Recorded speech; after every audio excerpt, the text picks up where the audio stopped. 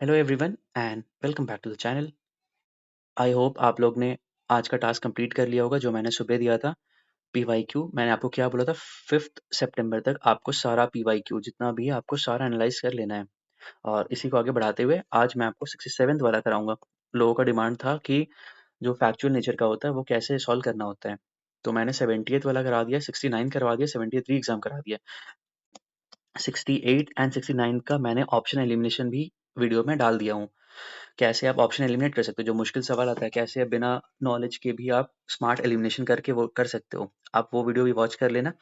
इस वीडियो में हम लोग देखने वाले हैं कि अगर फैक्चुअल सवाल आ रहा है तो हम कैसे उसमें दिमाग लगा सकते हैं।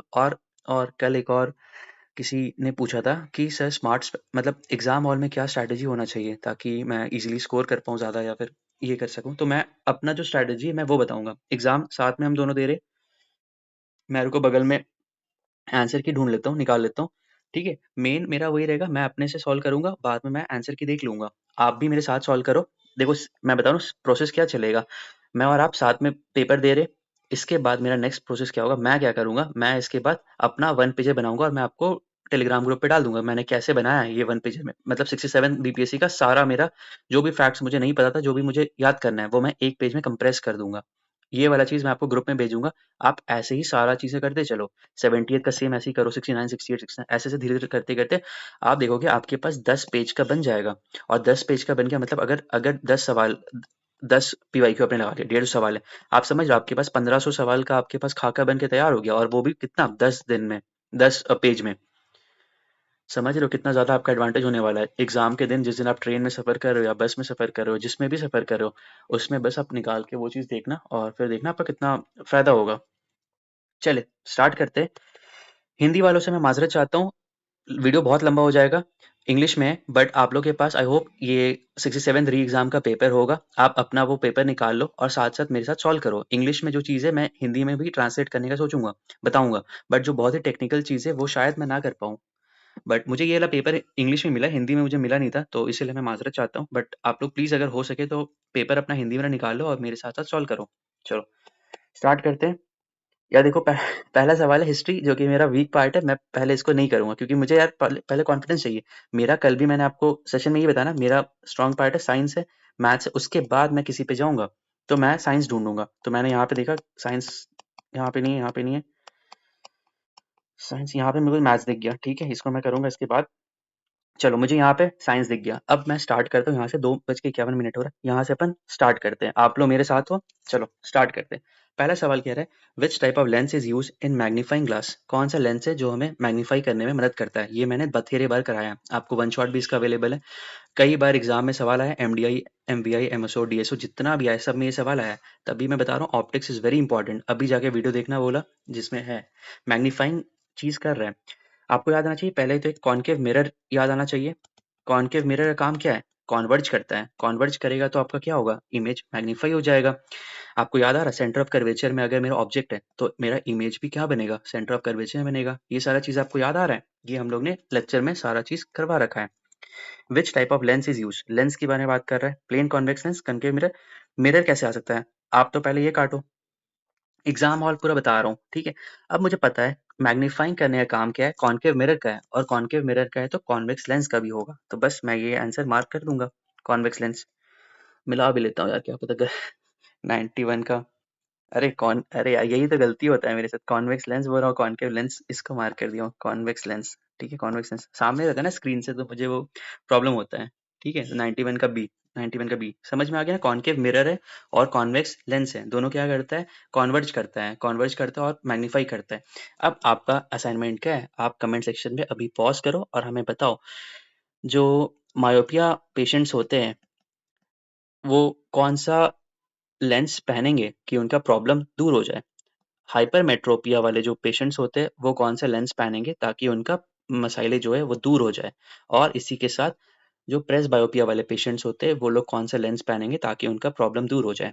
कॉन्सेप्ट पूरा क्लियर हो गया, ये वाला चीज देखो, यही थीम से, ये थीम से एक सवाल आ रहा है हर बार, इसमें कभी गलत नहीं होना चाहिए। अब मैं आपको बताऊंगा कैसे आपका नोट्स बन के तैयार होना चाहिए। जैसे यहाँ पे मैं बताता हूँ, आपका ये वन पेजर टाइप का नोट्स रहेगा। इसमें आपने यहाँ पे लिखा कॉनकेव लेंस या कॉनकेव मिरर लिखा, और यहाँ पे आपने लिखा कॉन्वेक्स लेंस लिखा। अब यहाँ पे आपको सारा चीज़ आना चाहिए, सेंटर ऑफ कर्वेचर जो आपने मेरे साथ वन शॉट किया था, वही चीज़ यहाँ पे आपको कंप्रेस करके डाल देना है सारा चीज़। शेविंग मिरर में कौन सा होता है, फिर आपके रियर व्यू मिरर में कौन सा होता है, ये सारा आपका इसी चीज़ में आपका आ जाना चाहिए। मैं आपको बता रहा हूँ कैसे आपको मल्टीपल रिवाइज करना है सेम चीज़ को पीवाईक्यू के साथ। क्लियर हो गया कॉन्सेप्ट? अब आओ नेक्स्ट सवाल पे आओ। The paramagnetic theory of magnetism applies to what? Paramagnetic theory क्या होता है? पहले तो समझो पैरामैग्नेटिक थ्योरी क्या होता है। पैरामैग्नेटिज्म थ्योरी ऑफ मैग्नेटिज्म कहता है कि अगर कोई मैग्नेटिक फील्ड है, यहाँ पे अगर चुंबक ला दूंगा तो ये ना फीबल अट्रैक्ट करेगा, मतलब फीबल मतलब बहुत कम अट्रैक्ट करेगा, ज्यादा अट्रैक्ट नहीं करेगा, मतलब पार्शियली अट्रैक्ट करेगा। समझ में आ रहा हूँ? पैरामैग्नेटिक थ्योरी ऑफ मैग्नेटिज्म में ये कहता है कि कोई अगर मैग्नेटिक फील्ड है, यहाँ पे हम चुंबक ले आएंगे तो उसका अट्रैक्शन उतना ज्यादा नहीं होगा जितना होना चाहिए था। That is called paramagnetic. और इसका सबसे प्राइम एग्जाम्पल होता है प्लैटिनम होता है।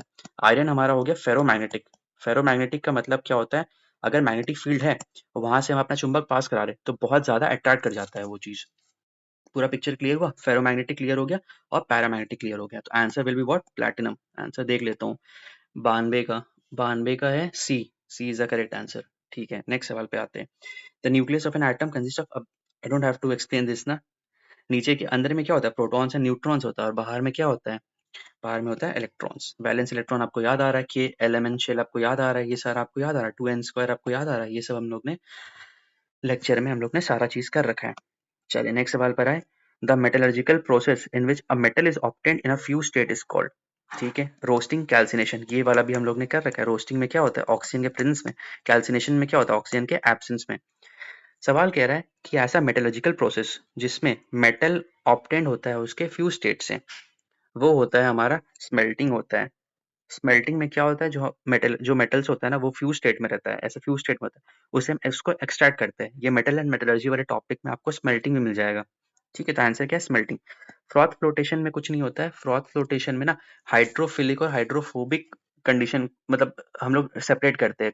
हाइड्रोफिलिक और हाइड्रोफोबिक मैंने आपको बताया था ना वो वीडियो में। सोप कैसे बनता है, सोप का प्रॉपर्टी कैसे है। एक होता है हाइड्रोफिलिक, दो टेल्स होता है, एक हाइड्रोफिलिक और एक हाइड्रोफोबिक। इसी से मैंने बताया था मिसिल। मिसिल से क्या होता है, वो अट्रैक्ट कर जाता है जो आपका ऑयल एंड डर्ट्स है और उसको हटा देता है मिसिल बना के। क्लियर हो गया सारा चीजें? हिंदी वाले ये सब कॉन्सेप्ट समझ लो। स्मेल्टिंग आप अपने हिंदी में जो आपका डिक्शनरी में वर्ड है उसको आप ये देख लेना, बट कॉन्सेप्ट समझ में आ गया ना क्या होता है। कॉन्सेप्ट समझो यार, साइंस में, साइंस के लिए इतना ये मत समझो कि हिंदी है इंग्लिश है। कॉन्सेप्ट समझ में आ रहा है क्या बता रहा हूँ, मेन कॉन्सेप्ट का खेल है ये सब। चलिए नेक्स्ट सवाल पर आए। Which of the following are constituents of brass? ये कई बार सवाल पूछा गया है। ब्रास का क्या होता है, कॉपर होता है और जिंक होता है। ठीक है, अब मुझे यहाँ से थीम क्या दिख गया, अलॉय से सवाल पूछ रहे हैं, तो मेरा काम क्या रहेगा, अब मुझे देखना है ब्रॉन्ज, देखना है मुझे, देखना है जर्मन सिल्वर में क्या है, क्या सिल्वर इसमें आता है। और जितने भी अलॉयज है आपका वो लूसेंट का एक पेज में होगा, उसको आपका काम क्या है, जो आपका वन पेज है जैसे मैंने ये बताया, इसमें आपका सारा चीज तैयार होके रेडी होना चाहिए। Picture clear? आंसर क्या है इसका, zinc and copper. Zinc and copper. ठीक है, आइए नेक्स्ट सवाल पर है। Which of the following is known as, आय हाय हाय, ये सवाल कितनी दफा हम लोग ने कर रखा है। क्विक लाइम आपको याद आ रहा है, चूना पुताई वाला एग्जांपल। CO प्लस H2O करोगे क्या, यहाँ पे क्विक लाइम है, और क्या बनाएगा, calcium hydroxide which is slack lime. और आप जो चूना पुताई करते हो घर पे इससे करते हो। इसके बाद आप COH होल ट्वाइस को CO2 से रिएक्ट कराओगे तो क्या देता है, CaCO3 देता है। और डिस्टेम्पर वगैरह में क्या यूज होता है, यही होता है यूज। समझ में आ गया क्विक लाइम का क्या, क्विक लाइम कौन सा हुआ, क्विक लाइम हमारा हुआ काओ। और स्लेक लाइम क्या हुआ, CaOH whole twice, and this one is called calcium carbonate. Picture पूरा क्लियर, समझ में आ रहा है पीवाईक्यू कितना वैल्यूबल है। यहाँ पे अभी हम लोग 5 या 6 सवाल में आ गए, सारा सवाल रिपीटेड ही है, पीवाईक्यू ही है। आप 67 का सवाल देख रहे हो, MDO में भी आया, MVI में भी आया, और सेम सवाल 71st में भी आने वाला है।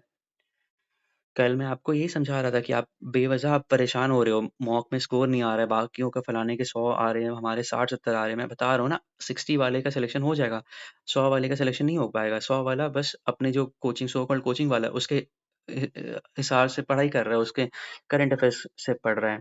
आप होशियार हो, पीवाईक्यू पे फोकस करो, सब चीज पीवाईक्यू पे है। चलिए नेक्स्ट सवाल पर आते हैं। What happens to the weight of iron when it rust? जब आयरन रेस्ट करता है, जब आयरन रेस्ट करता है तो उसका क्या होता है, ऑब्वियसली वेट बढ़ जाता है क्योंकि रेस्ट आ जाता है उसके पास। फॉर्मूला आपको याद होना चाहिए इसका, फॉर्मूला क्या था, मैं भी भूल गया हूँ फॉर्मूला क्या था उसका। Fe को रिएक्ट करा देंगे हम, O2 से रिएक्ट कराएंगे, क्या बनता है Fe2O3, बैलेंस करा दे, 2Fe प्लस 3O2 बराबर हो रहा है। हाँ ठीक है, 2Fe2O3 कर दो, 4 ही कर दो, 4Fe + 3O2 बराबर हो गया। अब Fe2O3 वाटर के प्रेजेंस में XH2O के प्रेजेंस में रस्ट बना देगा, Fe2O3 डॉट XH2O, बस यही कहलाता है हमारा रस्ट। और ये मॉइस्चर आने से कोरोजन इसका बढ़ जाता है, वेट बढ़ जाता है। ठीक है, तो what will happen, decreases then increase, decrease करेगा इंक्रीज कैसे करेगा, इंक्रीजेज देन डिक्रीज, इंक्रीज करेगा फिर डिक्रीज। अगर मैंने वो पेंटिंग वेंटिंग कर दिया, ग्रीसिंग वगैरह कर दिया तब तो हो सकता है, बट इसमें ऐसा लिखा तो नहीं है, कंडीशन रिमेन द सेम तो नहीं हो सकता है। Increases for long time, for a long time हो सकता है। 97 का आंसर है डी है ना, यही आंसर है, इंक्रीजेस फॉर लॉन्ग, यही होगा इंक्रीजेस फॉर लॉन्ग टाइम। पता नहीं क्यों ऐसा ही थोड़ा सा एब्रप्ट सा एंडिंग इसने दे दिया है, बट आप यू गॉट इट ना, इंक्रीज ही कर रहा है, फिर 2O3.XH2 आपका बन रहा है। वेरी गुड, नेक्स्ट सवाल पर आओ। Which among the following is known as white metal, white metal कौन सा होता है जो बहुत चमकता है, चमकता है, चमकता कौन है, प्लैटिनम, प्लैटिनम आप खरीदना। तो सबसे अधिक चमकता कौन सा, बट प्लैटिनम कॉन्टेक्स्ट पे डिपेंड करता है। व्हाइट मेटल उसमें भी होता है एक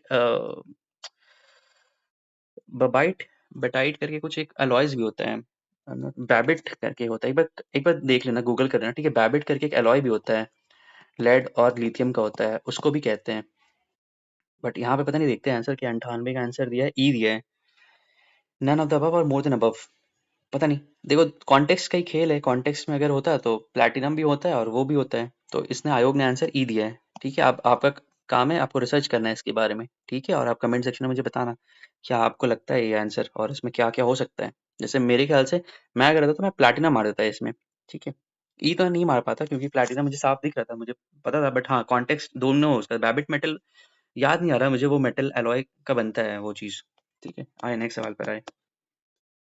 ये तो बुकी सवाल है, चलो देखो हम लोग का मतलब इस वाले में कॉन्फिडेंस कैसे बिल्ड हुआ, 91 से स्टार्ट हुआ है 98 तक, 7 सवाल में एक ही सवाल है जो मेरा गलत हो रहा है, बाकी सब सवाल मेरा सही हो रहा है, तो मुझे कॉन्फिडेंस मिल गया। अब एक्सक्यूज मी, अब हम नेक्स्ट सवाल पे आते हैं। Consider the following statement with respect to noble metals, noble metals का क्या कह रहा है, noble metals are found in pure form in nature, बिल्कुल सही है, वो रिएक्टिव नहीं होते, आराम से अपने अपने एकदम पांडा वाले जोन में रहते हैं, तो वो है uranium and lead are examples of noble metal. भाई साहब यूरेनियम इतना खुले सांड की तरह खुल जाएगा तो दुनिया खत्म हो जाएगा, है ना, तो क्या ये गलत हो गया, वन ओनली, सिंपल सवाल है। आर्गन हो गया, आर्गन नहीं सॉरी, सिल्वर हो गया, गोल्ड हो गया, ये सब अपने नोबल मेटल है, ये सब प्योर फॉर्म में रहते हैं। चलिए नेक्स्ट सवाल पर आए। Addition of salt to pure water increases the boiling point of water and decreases the freezing point of water, बिल्कुल सही है। आप सुबह अगर, ये अच्छा एक्सरसाइज भी है, सुबह क्या किया करो, गर्म पानी पी लिया करो, गट के लिए अच्छा होता है, और उसमें सॉल्ट मिलाओगे तो आपका बॉइलिंग पॉइंट है जो इंक्रीज हो जाता है, और फ्रीजिंग पॉइंट होता है वो डिक्रीज कर जाता है। ठीक है, पहला स्टेटमेंट सही है। दूसरा कह रहा है when methyl alcohol is added to water, methyl alcohol का फॉर्मूला क्या है, methyl alcohol CH3OH is added to water, the boiling point of water decrease करता है। जब जब हम मिथाइल अल्कोहल को ऐड करें पानी में तो हमारा बॉइलिंग पॉइंट डिक्रीज कर रहा है, विच इज करेक्ट, दोनों तो सही है, ये भी सही है, ये भी सही है, हाँ ठीक है, दोनों सही है। 100 का है, 100 का सी है, सी सही है। चलो नेक्स्ट सवाल पर आओ। Which one of the following is the main constituent of biogas, biogas methane CH4, CH4 से मुझे क्या याद आना चाहिए, paddy, we are net exporter of water because we are exporting paddy and paddy constitutes a lot of water, इसीलिए अपन अभी क्या करें, system of rice intensification SRI use कर रहे हैं, अपन क्या यूज करें, ड्रिप इरिगेशन यूज कर रहे हैं, ये सब हम लोग यूज करें ताकि हम पानी को बचा सकें। आप मुझे बताओ एलपीजी में क्या होता है, एलपीजी में क्या होता है, कौन सा दो कंस्टिट्यूएंट होता है एलपीजी का, बायोगैस याद हो गया, आंसर इज मीथेन, 101 का डी, वेरी गुड सही है। चलो नेक्स्ट सवाल पर आओ। Which among the following would cause the bright red colour due to bursting of crackers, जो आप फटाका फोड़ते हो, फुलझड़ी छोड़ते हो, या फिर आप क्या कहते हैं वो, कोई भी फटाका फोड़ते हो तो लाल कलर का क्यों होता है, that is due to strontium, और ग्रीन कलर का होता है ड्यू टू बैरियम होता है ना, ये लूसेंट में आपको पता होगा, लूसेंट में गिवन है ये चीज, ठीक है। स्ट्रॉन्शियम से क्या होता है, लालिमा छा जाता है, और आपका हरा पन्ना छा जाता है, किससे, बैरियम से चल जाता है, ठीक है। चलो नेक्स्ट सवाल पर आओ। What are salt loving plants, halo halo halo halophytes, halophytes, ठीक है। फंगाई या plants that lack, fungi, fungi के पास तो क्लोरोफिल नहीं होगा ना, वरना ऑटोट्रोपिक न्यूट्रिशन करता है, वो तो सैप्रोफाइट है ना, दूसरे के पास जाके उसके होस्ट सेल चाहिए, उसको जिंदा चाहिए, उसको होस्ट सेल, तभी जाके काम करेगा। और क्लोरोफिल कहाँ पाया जाता है, क्लोरोप्लास्ट में, क्लोरोफिल में मैग्नीशियम होता है, स्ट्रोमा ग्राना आपको याद आना चाहिए, डार्क रिएक्शन लाइट रिएक्शन आपको याद आ जाना चाहिए, आपको सारा चीज याद आना चाहिए, कैसे क्या कहते हैं, ग्लूकोज पायरुवेट में कन्वर्ट होता है, पायरुवेट से 3 ऑप्शन कैसे बनता है, ये सारा आपको दिमाग में चमक जाना चाहिए। क्लोरोफिल का काम क्या है, एब्जॉर्ब करता है light energy to chemical energy करता है। ये पीवाईक्यू है। अब देख रहे हो सवाल क्या हो रहा है, इसी के इर्द गिर्द ही तो घूम रहा है। तभी तो मैं कह रहा हूँ साइंस में स्कोर करना ज़्यादा कंपैरेटिवली ईज़ी है। मैं अपना भी बता रहा हूँ, आपके लिए बता रहा हूँ। आप बोलोगे कि ठीक है, आप तो आपका आसान है, बट ऐसा कुछ नहीं है। सब आप सेम ही चीज़ सवाल पूछ रहे हैं। पॉलिनेशन इज़ बेस्ट डिफाइंड, ये वाला हम लोग ने क्लास में किया था। वो जब पॉलिनेशन का मैंने कराया था, प्लांट वाला कराया था, तो उसमें मैंने ये करवाया था पॉलिनेशन। पॉलिनेशन क्या होता है, transfer of pollen grains from anther to stigma. Anther से स्टिग्मा जो पॉलन ग्रेन ट्रांसफर होता है, दैट इज कॉल्ड पॉलिनेशन। ये वाला मैंने कराया था ना। आप मुझे कमेंट सेक्शन में बताना कौन से लेक्चर में था। बहुत लोगों को नहीं मिलता, मुझे भी नहीं मिलता, क्योंकि इतना वीडियो मैंने बना लिया है। 80-90 वीडियो ऑलमोस्ट हो गया है 20 दिनों में, तो मुझे भी याद नहीं है। तो बाकी लोगों को हेल्प करने के लिए आप बता देना कौन से वीडियो में, कौन से लेक्चर में, कौन से मिनट में, टाइम स्टैम्प में। तो प्लीज हेल्प आवर कम्युनिटी। चलिए नेक्स्ट सवाल पर आते हैं। Plants receive the nutrients mainly from, plants अपना न्यूट्रिएंट सबसे ज्यादा कहाँ से लेता है, सॉइल से। सॉइल से मुझे याद आना चाहिए, एक होता है सॉइल, ये 7, ये 0, ये 14। यहाँ से क्या हो गया, एसिडिक सॉइल हो गया। एक होता है अल्कलाइन सॉइल। आप मुझे बताओ, बिहार में मुझे बताओ, क्या बताओगे, कराई केवल सॉइल कहाँ पाया जाता है। कराई केवल सॉइल सर ने आपको कराया होगा ना ये वीडियो में। कराई केवल सॉइल कहाँ जाता है, बाल सुंदरी सॉइल कहाँ पाया जाता है। ये सब आप मुझे कमेंट सेक्शन में बता देना, ठीक है। और सॉइल का सबसे ज़्यादा कहाँ पाया जाता है, ये मैंने आपको ज्योग्राफी वाले मैपिंग में मैंने बताया था आपको, लोकेशन कहाँ पे सॉइल्स पाया जाता है। चले नेक्स्ट सवाल पर आए। पाइन, फिर, spruce, cedar, larch and cypress are the famous timber yielding plants of which several occur in the hilly region of India। यहाँ से आपको याद आना चाहिए वो चीज़ जो मैंने आपको मीम से बताया था, जिम्नोस्पर्म। जिम्नोस्पर्म वाले जिम वाले होते हैं, नेकेड होते हैं। और एंजियोस्पर्म एक मैंने बताया था। एंजियोस्पर्म वाले में क्या बताया था, डबल फर्टिलाइजेशन होता है, पीवाईक्यू था। डबल फर्टिलाइजेशन होता है, इसका मतलब क्या, एक बना रहा है एम्ब्रियो बना रहा है, एक बना रहा है एंडोस्पर्म बना रहा है। एंडोस्पर्म एम्ब्रियो को खाना प्रोवाइड करता है। ये सारा पिक्चर क्लियर हो रहा है। और पाइन, फिर, स्प्रूस, सेडार जो है वो क्या है, हमारा जिम्नोस्पर्म है। और एंजियोस्पर्म क्या होता है, जिसके पास सीड्स होता है। समझ में आ गया है। चलो नेक्स्ट सवाल पर आओ। From the following pair which find the one which is incorrectly match, which is correctly matched. ठीक है, ट्यूबरक्लोसिस, एटीएस, टेटनस। स्कर्वी तो विटामिन होता है ना, विटामिन सी से होता है, दिस इज इनकरेक्ट। मलेरिया, क्लोरोक्विनिन, ठीक है, फाइलोक्विनिन, क्लोरो, हाँ क्लोरोक्विनिन तो होता है ना, वो यूएसए को जो भेजता था इंडिया, ये सही है। ट्यूबरक्लोसिस बीसीजी होता है ना, बैसिलस कैलमेन गुआनाइन, ऐसी होता है ना बीसीजी। और टेटनस एटीएस होता है, दोनों रिवर्स कर दिया है। Answer is what, malaria and chloroquine. रुको आंसर देख लेता हूँ, 108 का सी है, ठीक है। 107 का मैं देखे थे, 107 का आंसर है ए, जिम्नोस्पर्म, मार्क भी कर लेता हूँ। और 106 का है, 106 का सी है। चलो ठीक है, सारा अपना सही जा रहा है ना साइंस। नेक्स्ट सवाल पर आओ। The animal without red blood cell, कौन सा एनिमल है जिसके पास रेड ब्लड सेल नहीं है। अर्थवॉर्म, मारना मत यार, सांप आप उसमें होता ही है। The ultimate substance to which the carbohydrates are degraded, simple सी बात है। सब लास्ट में सबको क्या बनना है, ग्लूकोज ही तो बनना है। ग्लूकोज से मुझे क्या याद आ रहा, अल्फा सेल आना चाहिए, बीटा सेल याद आना चाहिए, आइलेट्स ऑफ लैंगरहैंस याद आना चाहिए, ठीक है। ये सारा चीजें मुझे याद आना चाहिए। Answer will B glucose. सबसे अल्टीमेटली तो सारा चीज़ तो ग्लूकोज ही बन जाता है ना, लिवर में स्टोर्ड होता है। आप खाना नहीं खाते हो तो still you can survive for some days, because ये सारा चीज़ स्टोर्ड है, ग्लाइकोजन में स्टोर होता है। वापस ग्लाइकोजन आपको ग्लूकोज में कन्वर्ट करा देता है, ताकि आपको रिफ्यूलिंग मिलते रहे। आपके मतलब स्टेपनी में आप समझ रहे हो, आपका रखा हुआ है ग्लाइकोजन। आज नहीं तो कल आपको वो ग्लूकोज बन जाएगा जब आप खाना नहीं खाओगे। तो जब मुफलिसी आएगा, गुर्बत आएगा लाइफ में, तो समझ लेना कुछ दिन के लिए आप जीवित रह सकते हो, आपको ग्लूकोज प्रोवाइड होते रहेगा। लिवर इज गुड, तो लिवर को डैमेज मत करो। चलिए नेक्स्ट सवाल पर है। Most of the enzymes are, simple सवाल है, पूकी सवाल है, कई बार देखे। जो हमने आपको कराया था घटना चक्र बायोलॉजी, उसमें ये सारा सवाल था। Who was the first scientist donor doctor who attempted vaccination, Edward Jenner. ये सब देखो, सब सवाल गलत करोगे तो फिर दिक्कत हो जाएगा। ये सब सवाल गलत नहीं होना है, बाकी सारे लोग सही करेंगे। अभी मैं बता रहा हूँ, आपके कंपटीशन में सारे लोग हैं, जो रेलवे वाले हैं, है ना, ग्रुप डी वाले हैं, 69 बीपीएससी जिसने दिया है, 70th बीपीएससी जिसने दिया है, सारे लोग हैं। इनका लूसेंट एनसीईआरटी सारे कवर्ड है। ये लोग नहीं भाग रहे हैं, ये लोग बस रिवाइज कर रहे हैं। इनको पता है कि पीवाईक्यू से ही सवाल आएगा, पीवाईक्यू ही करेंगे। आप भाग रहे हो बार बार कि ये मॉक दे देते हैं, वो मॉक दे देते हैं, मत करो।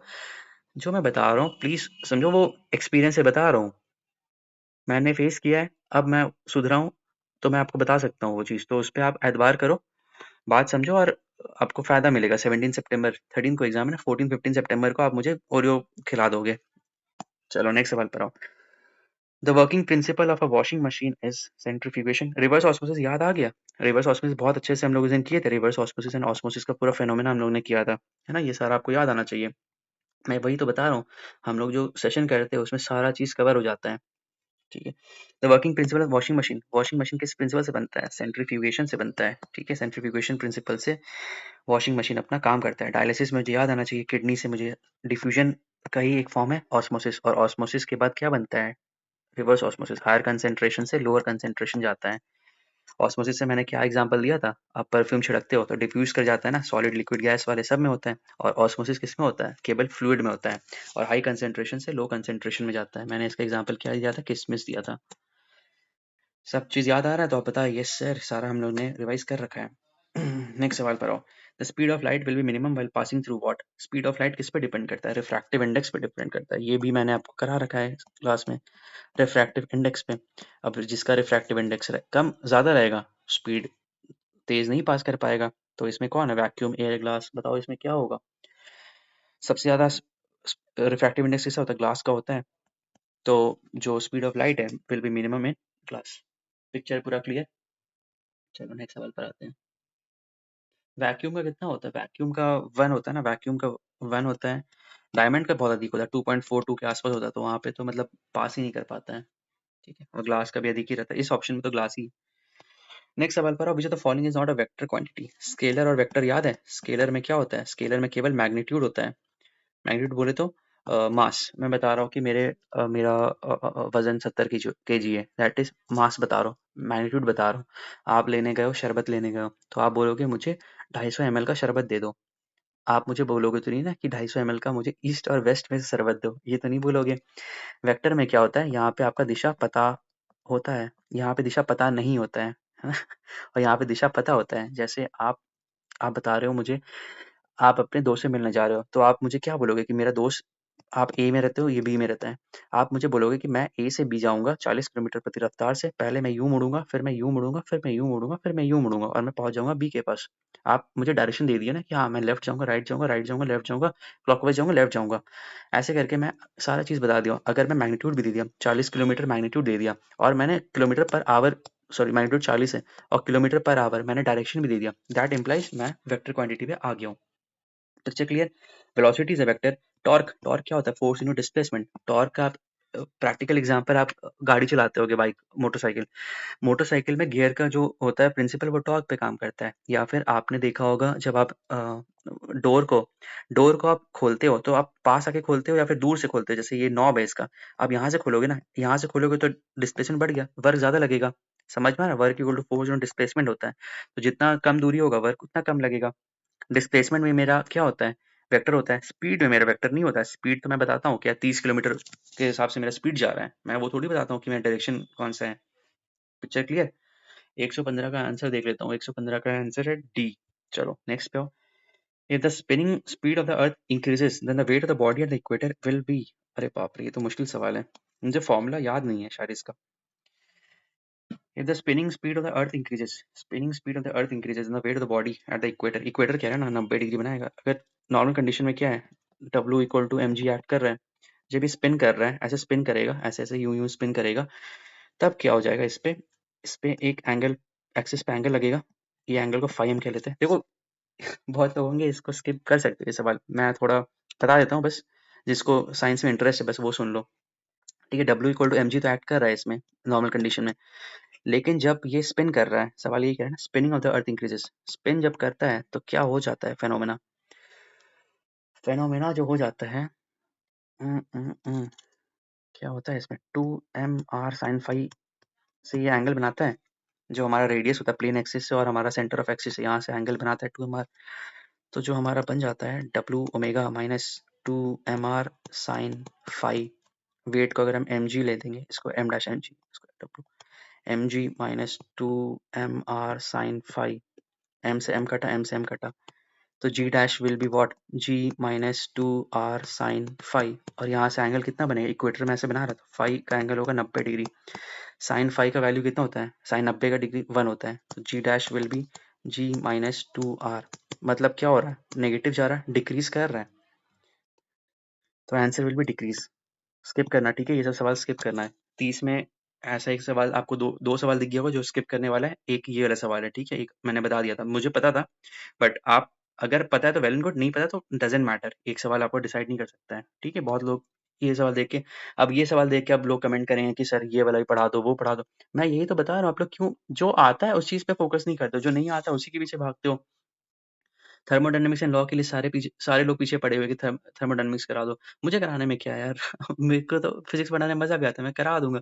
आरओआई अगर आपको दिख रहा है, मैं 5 मिनट का एक ले आऊँगा, उसमें थर्मोडायनामिक्स सारा करवा दूँगा। ठीक है?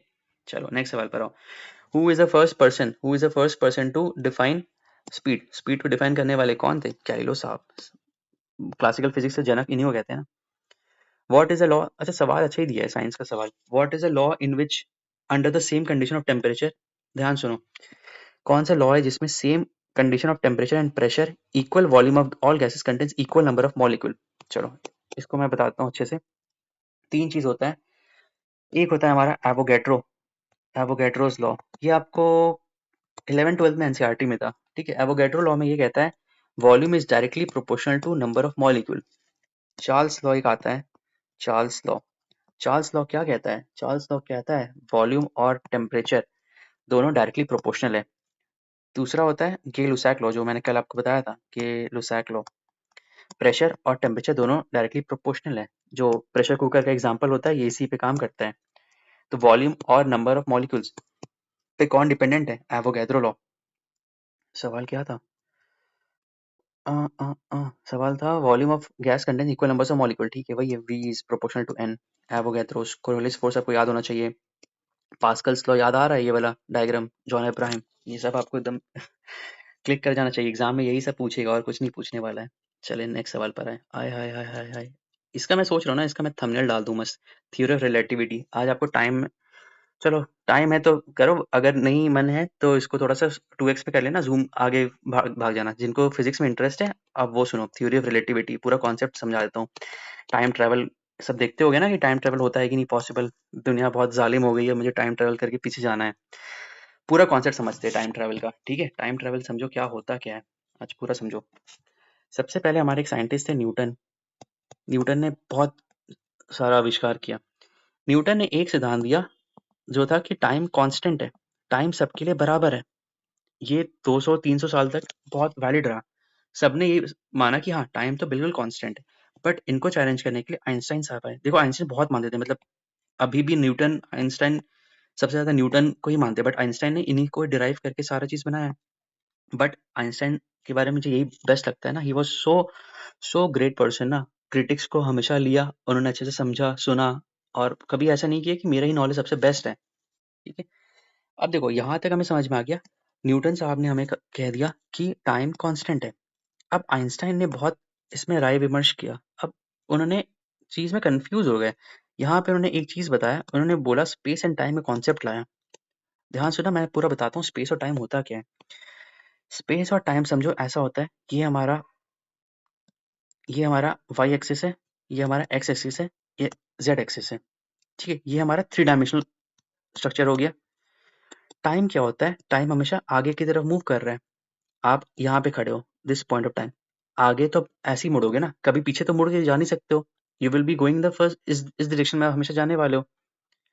समझ में आ गया? स्पेस क्या हो गया? स्पेस आपका 3 डायमेंशन हो गया, एक्स वाई जेड, और आपका जो टाइम है वो इस डायमेंशन में जा रहा है। तो इस दोनों को मिला के हम लोग कहते हैं 4D, कहते हैं 4 डायमेंशन। प्रैक्टिकली देखो, हाइपोथेटिकल कंडीशन में कह रहे हैं, ये दिखता तो नहीं है ना टाइम कैसे मूव कर रहा है। बट अब इसी में आइंस्टाइन ने कहा कि स्पेस और टाइम दोनों रिलेटिव है और दोनों साथ साथ चलते हैं। स्पेस और टाइम दोनों साथ साथ चलते हैं, दोनों साथ साथ चलते हैं। इसका मतलब क्या हुआ? एक कंडीशन आपको दे रहा हूँ, एक सिचुएशन दे रहा हूँ, समझो। देखो बहुत लोग के बाउंसर जा रहा होगा, मैं बहुत बहुत बेसिक लेवल में बता रहा हूँ आप लोगों को, ठीक है? ध्यान सुनो, स्पेस और टाइम होता क्या है। समझो आप अपनी गर्लफ्रेंड से या बॉयफ्रेंड से मिलने के लिए आप डेट प्लान की हो, ठीक है? आप एक डेट प्लान की हो कि मुझे इससे मिलना है। तो आपने टेक्स्ट किया, व्हाट्सएप किया कि सुनो आज अपन ताज होटल में हम लोग मिलेंगे एट द रेट 9 PM। अब आप मुझे बताओ, आपने यहाँ पे स्पेस दे दिया कि मैं इस जगह मिलूंगा, आपने समय बता दिया। समझ में आ गया? आपने स्पेस दिया, आपने टाइम दिया, सो दे आर साथ चल रहा है। लेकिन अगर जो न्यूटन ने कहा था दोनों इंडिपेंडेंट है, ऐसा रहता तो मैं अपनी बंदी को या फिर आप अपने बॉयफ्रेंड या गर्लफ्रेंड को बोलते कि आप ताज होटल में आके मुझसे मिलो। ना आपने समय बताया, ना आपने कुछ बताया। यहाँ पे मैंने समय भी दे दिया, ठीक है, 21 अगस्त 2025 को मैंने सारा दे दिया, मैंने डेट बता दिया, स्पेस दिया, टाइम दिया, दोनों दिया। यहाँ पे मैंने केवल स्पेस दिया। क्या ये पॉसिबल है? बिल्कुल नहीं पॉसिबल है। बस यहीं से न्यूटन ने सोचा यार ये कैसे हो सकता है, स्पेस और टाइम तो रिलेटिव है ना, स्पेस और टाइम तो रिलेटिव है, दोनों एक साथ चल रहे हैं। अब यहाँ पे उन्होंने थ्योरी ऑफ रिलेटिविटी दिया। थ्योरी ऑफ रिलेटिविटी, बहुत ध्यान सुनना, बहुत मजा आने वाला है ना। जो फिजिक्स लवर है ध्यान सुनो, बहुत इजी वे में मैं कोशिश करूंगा कराने का, क्योंकि इसमें पढ़ने के लिए यार जन्म लग जाता है इसको, बट मैं कोशिश करूंगा जितना मेरा कैपेबिलिटी है मैं उस हिसाब से पढ़ाता हूँ आप लोगों को, ठीक है। दो थ्योरी ऑफ रिलेटिविटी आया। पहला रिलेटिविटी का थ्योरी था उनका 1905 में आया, दैट इज क्या था, specific theory of relativity, specific theory of relativity. यहाँ पे इन्होंने क्या बोला, ध्यान से सुनना। यहाँ पे इन्होंने बोला कि टाइम और स्पेस कांस्टेंट नहीं है। अब यहाँ पे बखेड़ा खड़ा हो गया कि यार कैसे कोई बंदा न्यूटन के पोस्टुलेट को ये कर सकता है, कैसे टाइम और स्पेस गलत नहीं है, कांस्टेंट नहीं है। इन्होंने यहाँ पे एक हाइपोथेसिस दिया। समझो आप यहाँ पे एक ट्रेन में जा रहे हो, ठीक है, आप यहाँ पे बैठे हो, एक बंदा ऑब्जर्वर आपको यहाँ से देख रहा है, ट्रेन का गति है 40 किलोमीटर प्रति घंटा से ट्रेन आगे बढ़ रहा है, ठीक है। अब मुझे बताओ आपके लिए आप रेस्ट पे हो या मोशन पे हो? बिल्कुल सही, आप अपने लिए तो रेस्ट पे हो, लेकिन मान लो ये ऑब्जर्वर है, ये आपको देख रहा है, इसको लग रहा है कि आप 40 किलोमीटर प्रति घंटा से आगे बढ़ रहे हो। अब यहाँ पे सबका दिमाग खराब हो गया, बोले यार यही तो है रिलेटिविटी। समझ में आ गया? इनर्शिया फ्रेम ऑफ रेफरेंस जैसे बदला, फ्रेम ऑफ रेफरेंस इसको कहते हैं, फ्रेम ऑफ रेफरेंस, जैसे फ्रेम ऑफ रेफरेंस बढ़ा, आपका जो स्पेस है वो चेंज हो गया। अभी जहाँ पे आप अपने एंड से देख रहे थे कि आप रेस्ट पे हो, बट सामने वाला आपको देखा कि यू आर मूविंग, जैसे आपका फ्रेम ऑफ रेफरेंस बढ़ा आप चेंज हो गए हो। समझ में आ गया? स्पेस सेम आप समझो टाइम का इक्वेशन होता है distance by speed, distance equal to speed in time होता है ना, स्पीड इनटू टाइम और टाइम, हाँ ठीक है, डिस्टेंस बाय स्पीड होता है। आप मुझे बताओ स्पीड ऑफ लाइट कितना होता है, स्पीड ऑफ लाइट कितना होता है? 3 × 10⁸ मीटर पर सेकेंड होता है। अब फिजिकल बैरियर है, इसको आप पार नहीं कर सकते हो, आप कितना भी कोशिश कर लो 3 × 10⁸ मीटर पर सेकंड को पार नहीं कर सकते हो। साइंटिस्ट लोग भी काम कर रहे हैं, बट अभी भी मतलब जीवन काल लग जाएगा हम लोग को ये अचीव करने में। अब मुझे बताओ अगर मैं इलॉन मस्क ने ऐसा कुछ इन्वेंट कर दिया कि एक कोई मशीन है 3 × 10⁸ मीटर पर सेकंड से जा रहा है और आप इससे बैठे हो और आप भी यही डायरेक्शन में जा रहे हो। अब यहाँ से क्या हो जाएगा, एक तो मेरा सी जो स्पीड ऑफ लाइट है वो हो रहा है, और मेरा जो खुद का टाइम है स्पीड है वो ऐड हो जा रहा है, डिस्टेंस बाई टाइम बन जा रहा है। अब मुझे बताओ ये वाला जो स्पीड है वो स्पीड ऑफ लाइट से बड़ा हो गया, ये अगर बड़ा हो गया तो ये डिक्रीज हो गया। इसका मतलब क्या हो रहा है, टाइम का डायलेशन हो रहा है, टाइम का डायलेशन हो रहा है। टाइम डायलेशन मतलब क्या, अगर आप मरकरी में हो और आप अर्थ में हो, यहाँ पे टाइम ज्यादा तेज गुजरेगा, और यहाँ पे मतलब यहाँ पे अगर 1 साल गुजर रहा है तो यहाँ पे 100 साल गुजर जाएगा। इंटरस्टेलर मूवी मूवी देखे हो, सेम कॉन्सेप्ट है टाइम डायलेशन का। समझ में आया? यहीं पे सारा चीज लोगों का दिमाग उड़ गया। पहले न्यूटन या फिर जो लोग भी थे उन लोग ने बोला कि टाइम ट्रेवल पॉसिबल नहीं है, बट आइंस्टाइन आगे स्टीफन हॉकिंग इन लोग ने बोला कि पॉसिबल है, टाइम डायलेशन का कॉन्सेप्ट से पॉसिबल है। फिर इसके बाद अभी भी संतुष्ट नहीं थे, क्योंकि स्पेसिफिक थ्योरी ऑफ रिलेटिविटी में उन्होंने ग्रेविटी के बारे में बात नहीं किया। अब 1915 में उनका आता है general theory of relativity, general theory of relativity. अब जनरल थ्योरी ऑफ रिलेटिविटी में उन्होंने ग्रेविटी को पिक्चर में लाया। अब ग्रेविटी क्या भला है, समझो ऐसा होता है, कैसे इसको एक्सप्लेन करूं मैं, चलो एक मैं बताता हूँ आपको। ब्लैक होल, ब्लैक होल पता होगा, ब्लैक होल किससे बनता है, स्टार जब पूरा मर जाता है, स्टार का जब हो जाता है तो ब्लैक होल बन जाता है। इसके अंदर बहुत ज़्यादा मास होता है, बहुत ज़्यादा मास होता है, इतना ज़्यादा मास होता है, इसके कारण क्या होता है, इसमें ग्रेविटी बहुत ज़्यादा बढ़ जाता है। ठीक है, मास इतना ज़्यादा होता है कि ग्रेविटी बहुत ज़्यादा बढ़ जाता है, इससे लाइट भी पास नहीं कर सकता है, इतना ज़्यादा ग्रेविटी इसका हो जाता है। तो कोई भी चीज़ अगर इसमें आएगा तो ये अंदर घुस जाएगा, वार्म होल टाइप का बन जाएगा और यहाँ से कुछ अलग मल्टीवर्स निकल जाएगा। अब ये कॉन्सेप्ट से क्या होता है ना, यहाँ पे उन्होंने देखा कि कोई भी चीज़ जिसका वस्तु बड़ा है, मास अधिक है, वो उसका ग्रेविटी अधिक लगेगा। मान लो इसका मास m1 है, इसका मास m2 है, and m1 is greater than m2। इसका मतलब क्या है, m2 is attracted towards m1। हम लोग अर्थ की तरफ अट्रैक्टेड क्यों है, क्योंकि अर्थ का मास अधिक है, तो ये हम लोग को अपने तरफ पुल कर रहा है। सेम इसी तरह ब्लैक होल का कॉन्सेप्ट है। ब्लैक होल का ग्रेविटी इतना ज़्यादा है कि ये किसी चीज़ को भी अपने अंदर निगल लेगा, और अगर आप इसके अंदर घुस गए, फिर इसके बाद आप वर्म होल के थ्रू दूसरे एक यूनिवर्स में पहुंच जाओगे। यही थ्योरी ऑफ स्पेसिफिक रिलेटिविटी में उन्होंने बोला कि मान लो ऐसे ऐसे करके कुछ है चीज, ठीक है। यहाँ पे मैं एकदम हैवी ऑब्जेक्ट को प्लेस कर दूंगा। आप समझ लो एक चादर को आप फैला दियो अपने किसी कंटेनर में, और यहाँ पे एक बॉल को आप अगर डालोगे तो ये चीज चादर जो है बेंड कर जाएगा नीचे। विजुलाइज कर सकते हो? मैं समझ रहा हूँ बहुत मुश्किल हो रहा होगा। थ्योरी रिलेटिविटी पढ़ना, क्वांटम मैकेनिक्स बहुत मुश्किल है, बट जो है वो समझ रहे होंगे कितना मजा आ रहा है इसको पढ़ने में। आपका बेंडिंग हो गया ना, बेंड होने से क्या स्पेस और टाइम डायमेट्रिकली अपोजिट बन गया। मतलब ये वाला जो पार्ट है, यहाँ से यहाँ का एरिया खुल गया। अगर आप यहाँ हो, कुछ देर के बाद यहाँ पहुंच जाओगे। बस यही तो है टाइम ट्रैवल का खेल। समझ में आया? You are blown out of proportion. यही खेल है थ्योरी ऑफ रिलेटिविटी का। यहीं से आइंस्टाइन ने पूरा कॉन्सेप्ट दिया। आप जो मूवी देखते हो, टेनेट मूवी देखते हो, या फिर आपने अगर देखा होगा इंटरस्टेलर, सारा इसी पे तो फिनोमेना पे काम कर रहा है। E equal to MC square. Mass, speed of light constant है। एनर्जी, मास जितना ज्यादा होगा एनर्जी उतना ज्यादा रहेगा। किसी चीज का मास बहुत ज्यादा है तो उसका मतलब उसका एनर्जी भी ज्यादा रहेगा। एनर्जी और mass is neither created not destroyed. Law of conservation of mass यही तो कहता है। आई होप पूरा पिक्चर क्लियर हो गया। जो IIT वाले जो देख रहे वीडियो, 10वीं वाले देख रहे, पिक्चर क्लियर हुआ? अब ब्लैक होल वगैरह में सर्च करने की जरूरत नहीं पड़ेगा ना, यहाँ से आपको सारा चीज पिक्चर क्लियर होना चाहिए। Theory of relativity. बहुत लोग अब घबरा गए होंगे, सर क्या पढ़ा रहे हो ये सब। ये मेरे को बहुत दिलो ख्वाहिश है मेरी कि मैं कैविलिया फिलोसफी और कैविलिया फिजिक्स करके एक चैनल अलग खोलूं, जिसमें बस फिलोसफी के बारे में बात करें। भले उसे 5 लोग ही रहे, 6 लोग ही रहे, मैं उन लोगों को साथ में डिस्कस करें। फ्रेडरिक नीचा के बारे में 4 घंटा मैं बोल सकता हूँ। मतलब ही सच अ पर्सन। तो आंसर क्या है? Marie Curie, Albert Einstein. अब भूलोगे तो नहीं कभी। चलो नेक्स्ट सवाल पर आओ।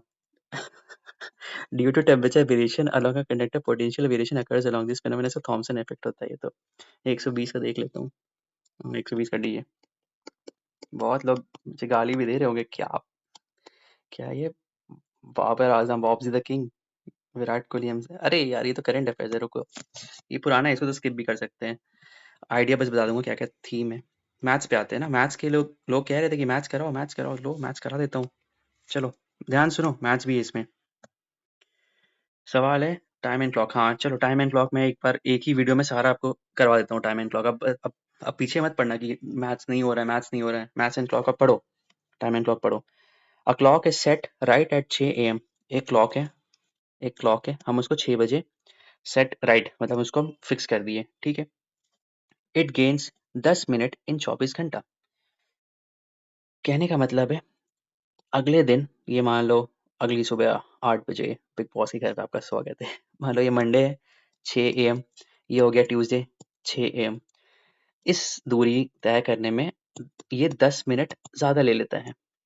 अब सवाल कह रहा है what will be the right time when the clock indicates 11 on the next day. तो यहाँ तक तो क्लियर हो गया कि घटेगा ही। ऑप्शन सारा घटने वाला ही है, ठीक है। तो देखते कैसे घटेगा। एक क्लॉक है, 6 बजे उसको हम सेट किए, 10 मिनट 24 घंटे में आगे बढ़ा है। तो 24 घंटे का पहले खाका तैयार करते, 6 AM से लेके 6 AM दूसरे दिन का 24 घंटे। 24 घंटे में कितना मिनट इजाफा हुआ? 10 मिनट। अब बचा 6 से लेके 11 AM। 6 से लेके 11 AM में कितना घंटा हुआ? 5 घंटा, ठीक है। अब आपने बचपन में पढ़ा होगा, क्या पढ़ा? यहाँ पे क्या कुछ लिखा है क्या? 24 घंटा, ठीक है। 10 मिनट यहाँ पे लिखा है। 24 घंटे में 10 मिनट का इजाफा हो रहा है, तो 1 घंटे में कितना मिनट का इजाफा होगा? 10/24। और यहाँ पे हमने कितना निकाला है? 6 से लेके 6 का किया है, और 11 बजे, तो हमारे 5 घंटे को और ऐड करना है। तो 5 घंटे में कितना होगा? 5 आवर्स में कितना होगा? 10/24 इंटू 5, 50/24, ठीक है। तो 10 मिनट पहले का है। 10 मिनट हम लोग क्या देखे? 6 AM से लेके अगले दिन 6 AM तक का। ये 10 हम लोग को पता है, क्वेश्चन में गिवन है। हमें 5 घंटे का निकालना है, तो 5 घंटे का यही हुआ। 24/50 डिवाइड करो। 24 दूनी 48, 2.00 कुछ आ रहा है, 2 ही ले लो। तो 10 + 2 कितना? 12 मिनट का इजाफा हो रहा है। सवाल में क्या पूछ रहा है? Right time. तो 12 मिनट घटा दो, 12 मिनट घटाओगे तो क्या होगा? 48 मिनट पास्ट। पास्ट क्या है? पास्ट 10। हाँ ठीक है, क्लियर हो गया। 11 बजे दिखा रहा है बट 12 मिनट आप एक्स्ट्रा भागे हो ना, 10 मिनट तो आप ये हो गया और 5 घंटे करने पे आपको 2 मिनट लगाए तो आपका 48 मिनट हो गया। कॉन्सेप्ट हुआ क्लियर? 6 बजे 6 से 6 बजे का मेरे को टाइम दिया गया, 10 मिनट इजाफा हो रहा है तो मैंने यहाँ पे 10 मिनट लिख दिया, ये मैंने 10 मिनट लिखा। 5 घंटे का खाका निकालना है, सवाल मेरे को गिवन है 24 घंटे में 10 मिनट बढ़ रहा है तो 1 घंटे में बढ़ेगा 10/24, 5 घंटे में क्या होगा 10/24 इंटू 50, तो ये आ गया 2 पॉइंट कुछ आ गया, तो 10 + 2 हम करेंगे तो 12 मिनट आ गया। कॉन्सेप्ट पूरा क्लियर? क्लॉक अब एक और क्लॉक, अच्छा एक और क्लॉक ले लो। चलो क्लॉक का ना फॉर्मूला ही बता रहा हूँ एक। At what time between 5 and 6 will the two hands of a watch coincide? Coincide मतलब 0 डिग्री, मतलब एक के ऊपर एक विलीन हो जाएगा। Sounding very wrong. ठीक है, 5 से 6 के बीच में कोइंसाइड कर रहे हैं। 5 और 6 के बीच में कोइंसाइड कितने टाइम पे करेगा? एक एक फॉर्मूला दे रहा हूँ, इससे सारा सवाल बन जाएगा। 30h - 11/2 m equal to angle, हमेशा काम आएगा ये फॉर्मूला। ठीक है, 30h - 11m/2 एंगल कितना है 0 डिग्री है, यहाँ लिख दो। आवर्स कितना है 5 है, 30 × 5 निकालना है, क्या मिनट्स का निकालना है, 11/2 × m। ठीक है, 30 पंजू 150, 150 - 11/2 m equal to 0 degree, 150 × 300, 300 - 11m equal to 2 × 0 0। ठीक है, अब कितना हो गया, m हो गया 300/11, 300/11 आंसर आ गया। 300/11 बोले तो यही वाला होगा, 27 297, 297 दिया 300। पिक्चर क्लियर हो गया? सिंपल फॉर्मूला है यार, ये तो फॉर्मूला रट लेना। 30h - 11m/2, h का वैल्यू पुट कर देना, m निकालना होता है और एंगल कुछ भी देगा, अगर कोइंसाइड बोल रहा तो 0 डिग्री, परपेंडिकुलर बोल रहा तो 90 डिग्री। सिंपल। नेक्स्ट सवाल पर आओ। Anil and Suman together can do a piece of in 12 दिवस। ये तो सिंपल है, पूकी सवाल होता है। अनिल और सुमन 12 दिन में काम करते हैं, while Anil can do it in 20 दिन। अनिल करता है 20 दिन में। ठीक है, दोनों का एफिशिएंसी निकालो। 12 60, 12 और 20 60, 12 पंजे 60, 20 तिया 60, तो अनिल और सुमन का एफिशिएंसी कितना हुआ 5, अनिल का एफिशिएंसी हुआ 3। 5 अनिल और सुमन दोनों मिला के 5 करता है, अनिल खुद 3 कर लेता है, तो सुमन कितना करेगा, 5 - 3 कितना होता है 2। सुनील का एफिशिएंसी, सुमन का एफिशिएंसी हो गया 2। ये पिक्चर क्लियर हुआ ना? अनिल और सुमन दोनों साथ में काम करता है, 12 दिन लगाता है। अनिल खुद से काम करेगा तो 20 दिन लगाएगा। दोनों का एफिशिएंसी कितना होता है, दोनों का एलसीएम, एलसीएम तो निकालने आता होगा ना बचपन में, 12 और 60, 12 और 20 कैसे से निकालते थे, तो ये 60 आ गया। तो 12 को 5 से डिवाइड करोगे तो 60 आएगा, 20 को 3 से डिवाइड करोगे तो 60 आएगा। तो अनिल और सुमन का एफिशिएंसी हो गया 5। अनिल का एफिशिएंसी, अरे यार मुझे गला पेन हो रहा है। अनिल का एफिशिएंसी हो गया 3, अनिल और सुमन मिला के 5 है, अनिल इकलौते 3 है, तो सुमन हो गया 2। अब क्या कह रहा है, if Suman alone has to do this work how will it take? Total work हो गया 60, सुनील का एफिशिएंसी हो गया 2, कितना दिन लगेगा 30 दिन लगेगा। Answer clear? 83 का सी देख लेता हूँ आंसर। 83 83 83, किधर गया 83? अरे मिल जा 83, 83 का सी है, हाँ ठीक है। अच्छा बाकी भी देख लेता हूँ, जोश जोश में कर तो दिया हूँ, गलत तो नहीं हो गया। 81 का ए सही है, 82 का 82 का बी सही है। हाँ मैथ तो गलत नहीं होना चाहिए यार। चलो नेक्स्ट सवाल पर आओ। In a class of 55 student class है, 34 like to play cricket and 26 like to play badminton. ठीक है, 55 टोटल स्टूडेंट है, 36 क्रिकेट प्ले करते हैं और 26 करते हैं बैडी।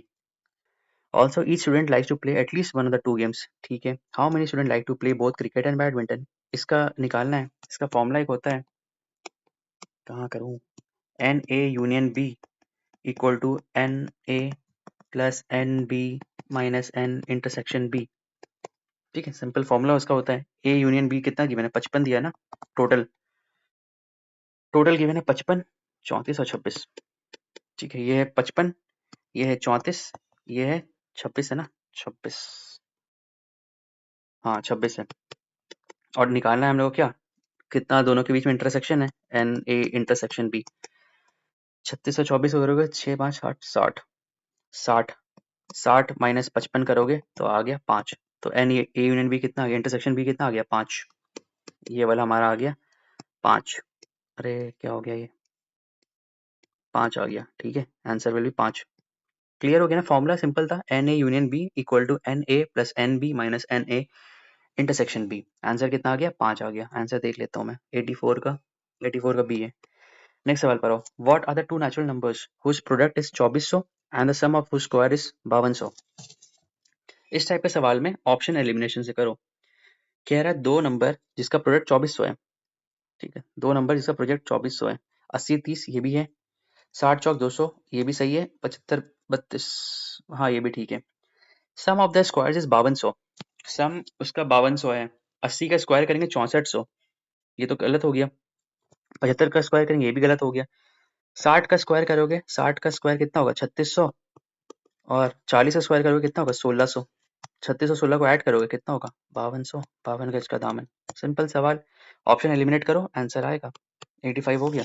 अब देखो मेरा कॉन्फिडेंस वो कितना बढ़ रहा है धीरे धीरे। मैंने साइंस में 28 29 सही कर दिया, मैथ्स भी मेरा 6 सवाल सही हो गया। अब हिस्ट्री आएगा तो कॉन्फिडेंस डाउन होगा, बट इसको भी सह लेंगे थोड़ा।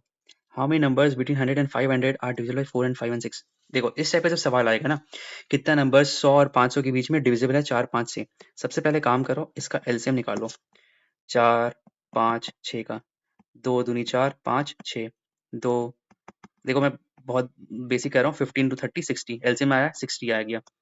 अब कह रहा है 100 और 500 के बीच में कितना नंबर है जो इससे डिवाइडेड होता है। कुछ मत करो, पहाड़ा 60 का पढ़ाई कर दो। 60 का पहाड़ा 60 वन 60, 60 120, 60 दिया 180, 60 चौक 240, 60 पंजू 300, 60 छिक 360, 60 सत्ते 420, 60 अट्ठे 480। 100 से 500 चाहिए ना मुझे, तो ये काट दो। 1 2 3 4 5 6 7, 7 आ गया। सिंपल है, समझ में आ गया। एलसीएम निकालो। 60 मेरा एलसीएम आ गया, बस 60 का मल्टीपल ही होगा जितना नंबर डिवाइडेड है। अब समझ में आ गया ना कितना नंबर डिवाइड हो रहा है। 4 5 6 का एलसीएम निकाला, अब 60 से सारा डिवाइड होंगे। Very good. नेक्स्ट सवाल पर आओ। यार ये तो कोई पीवाईक्यू में आया था, ये मैंने सॉल्व कराया था। इन mixture 70 KG ratio sand and cement, हाँ आया था, सैंड और सीमेंट 4:1 का रेशियो है। मिक्सचर का वैल्यू है 70, टोटल ऐड करेंगे कितना होगा? 5, 5 का वैल्यू है 70, 1 का वैल्यू कितना होगा? 14।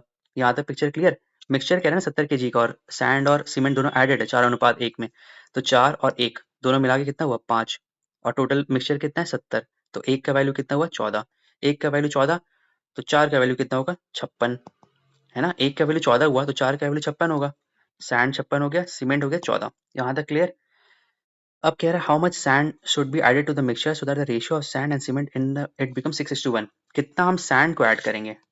ये सवाल देखो मैंने करवा रखा है, कोई पीवाईक्यू में आया था। सैंड को हम x ऐड कर देंगे, सीमेंट सेम ही रहेगा 14, रेशियो कितना है? 6:1, 14 छिक 84, और 1 into 56, 56 plus x equal to 84। X का वैल्यू कितना हो गया? 14 छिक 28, 28 केजी। सिंपल है ना। 87 का आंसर है ए है, ठीक है। 88 पे आओ। रवि सेल्स, देखो Ravi sells 25% by selling oranges at the rate of, Ravi loses 25% by selling oranges at the rate of 150 रुपया प्रति दर्जन। ये भी तो कराया हूँ सवाल। 25% लूज कर रहा है वो, 100 रुपये का सामान है, सीपी अगर 100 रुपये है, 25% लूज किया, 75 सीपी हो गया। By selling oranges at the rate of, लेकिन कह रहा है 150 प्रति पर दर्जन, 75 का वैल्यू है 150। समझ में आ गया? 25% लूज किया, अगर कॉस्ट प्राइस 100 था तो सेलिंग प्राइस 25% लूज करने का मतलब 75 हुआ, लेकिन क्वेश्चन में क्या दिया है? 75 नहीं है, 150 है, तो 75 को कितने से मल्टीप्लाई करेंगे कि 150 आएगा? वेरी गुड, इंटू 2 करेंगे, तो इसको भी 2 करो, तो कॉस्ट प्राइस हमारा कितना हो गया? 200, सेलिंग प्राइस हमारा कितना है? 150 है। अब कह रहा है at what rate should she sell to get a profit of 20%? अब हमारा कॉस्ट प्राइस आ गया 200, अब हम 20% इजाफा चाहते हैं तो कितना में बेचेंगे? कुछ मत करो, 200 प्लस 200, जो रैंकर्स होंगे वो फट से 20/100, 25, 5 से कितने बारे में 40, तो आंसर कितना आ गया? 240। और जो रैंकर्स हो सिंपल करेंगे, 200 इंटू 120/100, 12 का मल्टीपल देंगे 240, आंसर मार्क कर देंगे। 88 का बी सही है। 89 पर आओ। The length of diagonal of a rhombus are 10 and 24। मैं आपको एक ट्रिक बताता हूँ। यहाँ पे मुझे दिख गया 10 और 24 में मुझे दिख गया ट्रिपलेट्स। ट्रिपलेट्स याद होगा, इसको तोड़ोगे 5 12, ये हाइपोटेनस कितना हो गया? 13। आंसर ना 13 का मल्टीपल होगा, 13 का मल्टीपल ढूंढो, ये नहीं है, ये नहीं है, ये नहीं है, ये, बस यही आंसर होगा। जिसको समझ में नहीं आया वो पूरा कॉन्सेप्ट समझो। Length of diagonals of a rhombus are 10 centimetre and 24। यार कितना हो गया? ओ भाई 50 मिनट हो गया और हम लोग केवल मैथ्स और साइंस ही कर पाए। कोई नहीं, but this video is worth it, बहुत चीजें क्लियर होगा आपको। लेंथ ऑफ डायगोनल कितना है? पेरीमीटर रोम्बस का पेरीमीटर होता है 4 इंटू ए। तो हमें तो डायगोनल पता है, हमें एरिया, हमें ए नहीं पता है। ए निकालने के लिए फॉर्मूला इन्होंने दिया था, that is a equal to under root d1/2 square plus d2/2 का स्क्वायर। d1 कितना है? 10, 10 का आधा 5, 24 का आधा 12, तो 5 स्क्वायर प्लस 12 स्क्वायर 25 प्लस 144 कितना बन के आ गया? √169। ए का वैल्यू कितना आ गया? 13। और पेरीमीटर कितना होता है? 4 इंटू ए। 13 4 जा 52। यही चीज तो था 52। चलो बढ़िया, समझ में आ गया। नेक्स्ट सवाल पर आओ। A train of length 140 meter is running at a speed of 60 kilometre per hour and a dog is running in the same direction parallel to the train at a speed of 18 kilometre प्रति our.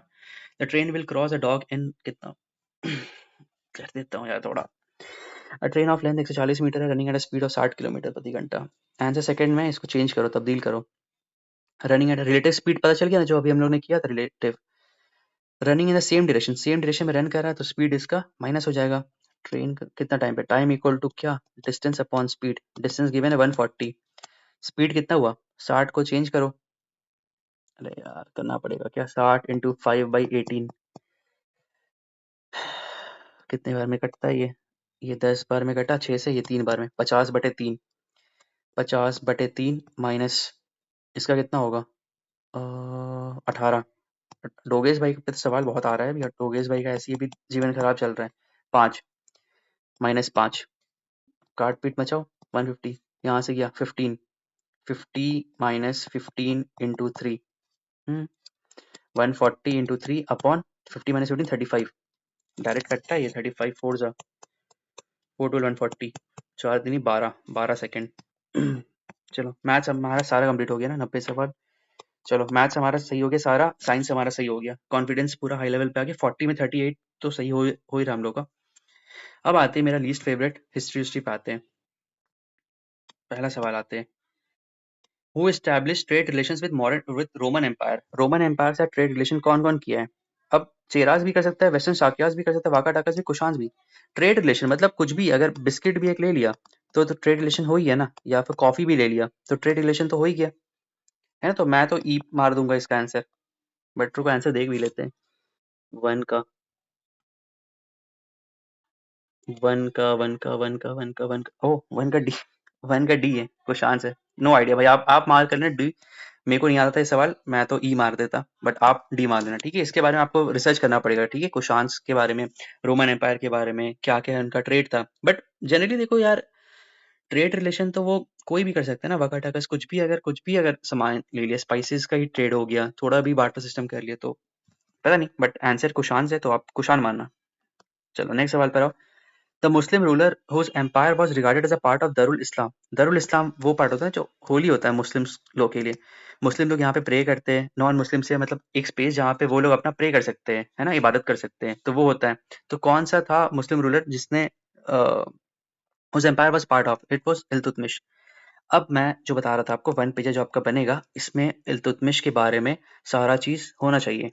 देखो सवाल क्या है? इल्तुतमिश के बारे में। तो मेरा जो नोट्स होगा मैं आपको आज भेजूंगा अपना, ठीक है। इल्तुतमिश के बारे में मेरा नोट्स में सारा चीज होना चाहिए। मेरे में होना चाहिए सिल्वर कॉइन उसने इशू किया था। सिल्वर कॉइन को क्या बोलता था? वो टाका। कॉपर कॉइन को बोलता था वो जीतल, ठीक है। इल्तुतमिश से मुझे याद है ना, 40 चहलगनी उसने स्टार्ट कराया था, है ना। इक्ता सिस्टम, IC इक्ता सिस्टम उसने स्टार्ट कराया था। और मुझे क्या है, चहलगनी मैंने बता ही दिया। और कुतुब मीनार को उसने कंस्ट्रक्ट कराया था, जो ऐबाक ने स्टार्ट कराया था, उसने फिनिश किया ना सारी। और इसने क्या किया था? मिनाज और सिराज को पैट्रोनाइज किया था। मिनाज और सिराज को पैट्रोनाइज किया था। इसका किताब का नाम क्या था? तबाकत नसरी। अब आप बोलोगे सर ये सब याद कैसे है? तो याद कुछ नहीं है यार, परसों ही पढ़ा था इसलिए याद है, वरना 4-5 दिन बाद पूछोगे तो मुझसे फिर याद नहीं होगा। तो ये मैं सोचा कि मैं बहुत तुर्रम खान हूँ हिस्ट्री में, तो मेरी भी वो रोहित शर्मा की भाषा में वो है मेरी भी। बट मैंने पढ़ा था 2 दिन पहले तो इसलिए मुझे याद है, तो मत समझो कि मैं बहुत होशियार हूँ इस चीज़ों में। तो ये चीज़ें, तो ये सारी चीज़ें आप बताना, आपको और क्या पता है तो बता देना मुझे, ठीक है। इल्तुतमिश हो गया। आंसर इल्तुतमिश है। बलबन से मुझे क्या-क्या याद आ रहा है? बलबन से मुझे बताओ। बलबन से मुझे याद आ रहा है सज़ा पैबोस, ज़िल-ए-इलाही ज़िल-ए-इलाही। इसी टाइम पे वो था ना, तुगरील खान था। तुगरील खान ने बगावत किया था इसके साथ, क्योंकि इसका जो बेटा था मोहम्मद, वो इंतकाल हो गया था। उसके बाद बाबर थोड़ा बलबन थोड़ा कमज़ोर पड़ गया था, तो इसी का वो फ़ायदा उठा के तुगरील खान ने बगावत कर दिया था। तो ये इम्पोर्टेंट पता है मुझे। बलबन के टाइम पे और क्या आया था? ज़िल-ए-इलाही मैंने बता दिया। दाग एंड चेहरा भी था ना इसी के टाइम पे। दाग एंड चेहरा, ठीक है। बलबन से और कुछ था? सज़ा पैबोस तो मैंने बता ही दिया। बस यही याद आ रहा है मुझे। चलिए नेक्स्ट सवाल पर आएँ। Who among the following oppose the power of खलीफा? रुको आंसर देख लेता हूँ 2 का। हिस्ट्री में थोड़ा सा डर भी लगता है मुझे। 2 का बी सही है, ठीक है। Which among the following oppose the power of खलीफा? खलीफा का पावर कौन अपोज किया? खिलजी, एमबीटी, बलबन, इल्तुतमिश। देखो इनको तो सारे दिख रहे जो बगावती है। अलाउद्दीन खिलजी का दिमाग सरफिरा दिमाग था। आपने वो खिलजी वाला मूवी देखा होगा, पद्मावत वाला। तो ये तो अपोज कर ही सकता है खलीफा का पावर। बलबन भी मुझे दिख रहा है, ये भी बगावती है, बागी इंसान है। एमबीटी ये तो पागल थोड़ा था ही, तो ये तो हो ही सकता है। तो इस टाइप के जनरली सवाल में मैं जनरली ई मार्क करता हूँ, ठीक है। आपने ऊपर देखा था गलत हुआ था, बट ठीक है। 5 सवाल में 3 सही सही होगा, 2 गलत होगा, तो बट मैं वो अभी भी वो करूंगा। मुझे अगर कोई ये बोलेगा, मैं फिर भी अगली बार भी यही मारूंगा, ई मारूंगा। इसका आंसर देख लेता हूँ। 3 का क्या है? 3 का आंसर है ई, ठीक है, सही है। तो मतलब 2 सवाल मेरा सही हो गया ना हिस्ट्री में। Tughril Khan raise a revolt standard revolt against during, अच्छा ये तो अभी पढ़े थे, बलबन। चलो नेक्स्ट सवाल पर आओ। Who was the first Muslim Mughal ruler who fought against the British? कौन सा फर्स्ट मुगल रूलर था जिसने फाइट किया था ब्रिटिश के साथ? औरंगजेब, शाहजहां, बहादुर शाह जफर। फर्स्ट मुगल रूलर पूछा ना, तो बहादुर शाह जफर तो बाद में किए थे। जहांगीर के टाइम पे तो आया था ना वो लोग, थॉमस रो। तो उस टाइम पे तो कैसे वो युद्ध तो कर नहीं सकते। शाहजहां तो यार पीस लविंग थे, प्यार मोहब्बत वाले इंसान थे, ठीक है, तो वो तो नहीं किए होंगे। औरंगजेब ही था थोड़ा शैतान टाइप का। औरंगजेब से मुझे दारा शिकोह वाला सारा युद्ध बताओ, क्या-क्या आपको याद आ रहा है? अच्छा, औरंगजेब से बता ही देते हैं क्या-क्या। मुझे क्या-क्या याद आता है। क्या नाम है औरंगजेब? औरंगजेब से मुझे याद आना चाहिए धर्मत, समुगढ़, देवराई। 1658। धर्मत, समुगढ़ और देवराई से समुगढ़ था ना शायद, धर्मत, समुगढ़। याद किए थे, पता नहीं अब पूरा याद है कि नहीं मुझे। और तेज बहादुर को उसने बंधक बनाया था, मारा भी था शायद तेज बहादुर को। 9th गुरु थे ना। ठीक है, और कुछ याद आ रहा है? 9th सिख गुरु, ठीक है, इतनी मुझे याद आ रहा है। औरंगजेब से एक उसने अपनी बेगम के लिए एक बनवाया भी था ना। कहाँ पे बनाया था, कमेंट सेक्शन में बता देना। चलो नेक्स्ट सवाल पर आते हैं। विच of the following were the special reforms introduced by William Bentinck? William Bentinck का स्पेशल रिफॉर्म क्या-क्या था? उन्होंने क्या-क्या बनाया था? अबॉलिशन ऑफ सती, बिल्कुल सही है। आरआरआर के साथ मिलकर उन्होंने किया था, तो ये तो सही है। 1 सही जा रहा है। सारा है। Abolition of slavery, slavery Ellenborough के टाइम पे आया था शायद। एलन बोरो के टाइम पे आया था, या इसी के टाइम पे आया था, पता नहीं। Suppression of thug disability, disability due to change of religion, ये तो डलहौजी के टाइम पे आया था। डलहौजी। 3 हट जाएगा, 3 हट जाएगा, ये हट जाएगा। 1 2 एंड 1 2 सही है। अच्छा, स्लेवरी सही है। स्लेवरी मुझे स्लेवरी मुझे वो एलन बोरो का याद आ रहा था, पता नहीं, बट सही है। 1 2 है। 4 देख लो। Suppression of organised bands of thugs, captain Sleeman. वो थग्स ऑफ हिंदुस्तान में भी था, वही। 1 2 होगा फिर। 6 का डी। आंसर आंसर 6 का बी है यार। सॉरी सॉरी, गलत हो गया मेरा फिर से। एक और सवाल। 1 2 एंड 4 है, ठीक है। 1 2 4 है। 1 2 4 आंसर, ठीक है, देख लेना। मेरा 2 सवाल गलत हो गया ना अभी हिस्ट्री में, बट क्या फ़र्क पड़ता है। कट ऑफ निकालना है, 94 लाना है मुझे बस। 95 96 लाना है। 100 150 में 140 में ला के प्रीलिम्स में ला के क्या ही कर लेंगे। चलो नेक्स्ट सवाल पर आओ। Sindh was conquered and annexed by whom? Sindh से मुझे याद आ रहा है 1843। यही तो मैं बता रहा था, एलन बोरो, लॉर्ड एलन बोरो। लॉर्ड नहीं है, एलन बोरो। एलन बोरो 1843, है ना। और उसका कमांडर इन जनरल था नेपियर था, ठीक है। ये आपको स्पेक्ट्रम में मिल जाएगा, स्पेक्ट्रम में दिया हुआ है। In which year the first census was held? 1872 Mayo. ठीक है। 1911 ऐतिहासिक है। 1921 1911 ऐतिहासिक क्यों है, बस बता दे रहा। Sukhdev ji, Bhagat ji and Rajguru ji hang कब हुए थे? 23 मार्च 1931। ये सब गलत नहीं होना चाहिए। Who was the third satyagrahi of individual satyagraha launch by? अच्छा हाँ, ये तो सवाल था। विनोबा भावे। जेएल नेहरू। थर्ड है अपने Brahmadatt. Who launch secret radio during the quit India movement? Usha Mehta. Annie Besant बताना कौन से सेशन प्रेसाइड की थी? सुचेता कृपलानी क्यों इंपॉर्टेंट है। सुभद्रा कुमारी चौहान, मुझे नहीं पता इनके बारे में। Who was the physician of Magadh ruler Bimbisara? Bimbisara के फिजिशियन कौन थे? बिंबिसार से मुझे याद आना चाहिए, अंग जीता था उन्होंने। बिंबिसार से मुझे याद आना चाहिए, सेनिया कहते थे उनको, सेनिया कहते थे। उनका जो था जीवक था ना, प्रद्योत, अवंती का प्रद्योत जो डायनेस्टी का रूलर था, उसको उन्होंने दिया था कि आप जाओ उनका उपचार करके आओ। जीवक किसका उपचार करने गए थे? प्रद्योत, अवंती के राजा प्रद्योत। कितना मिनट हो गया? 1 घंटा हो गया। पानी नहीं पिया हूँ मैं। खैर, इसको मैं कंप्लीट करा देता हूँ। Who was the real founder of Turk rule in Bihar? Who was अच्छा, ये तो आसान है ना। इब्न बख्तियार खिलजी। 13 का ए, 13 का ए ठीक है। 14 पर आओ। Who was the first Indian governor of Bihar? First Indian governor of Bihar Satyendra Prasad Sinha, और बाद में फिर वो बने थे ना, क्या नाम था उनका? जयराम दाम जयराम जयराम दास दौलत राम, जयराम दास दौलत राम, हाँ। फर्स्ट गवर्नर, इंडियन गवर्नर तो यही थे ना, सत्येंद्र प्रसाद सिन्हा। 14 का डी, ठीक है। Who was the leader Santhal revolt? Sidhu and Kanhu. Chuar revolt 1798 में हुआ था, 1798 में, सही है। In which year was Bihar separated from Orissa? 1936। 17 का ए, हाँ ठीक है। 18 का who was the first where was the first Buddhist council convent? First Buddhist council, अब यहाँ से सारा चीज मुझे याद आना चाहिए। RVP, Rajgir, Rajgir, Vaishali, Pataliputra and Kashmir. राजगीर से मुझे क्या याद आना चाहिए? राजगीर में अजातशत्रु ने किया था, अजातशत्रु ने किया था, और महाकश्यप। वैशाली में कौन था? वैशाली में काला अशोक तो था, दूसरा मुझे याद नहीं है। ठीक है, पाटलिपुत्र में पाटलिपुत्र में अशोक था, अशोक थे, और मोगालीपिटा टिस्सा। ठीक है, ये मुझे बता देना। वैशाली का मुझे याद नहीं आ रहा।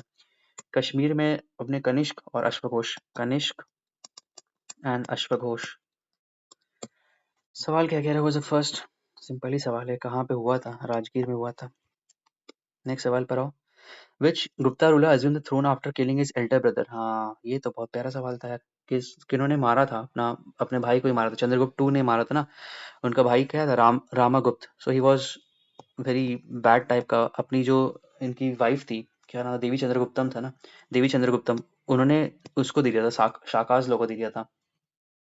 रामगुप्त ने देवी शाकाज को दे दिया था। तो अब इनका अलग गेम ऑफ थ्रोन चल रहा था, तो चंद्रगुप्त टू को पसंद नहीं आया। उन्होंने जाके साकाश को मारा, और देवी चंद्रगुप्त जो थी उनसे शादी किया। मतलब he was a real Kabir Singh.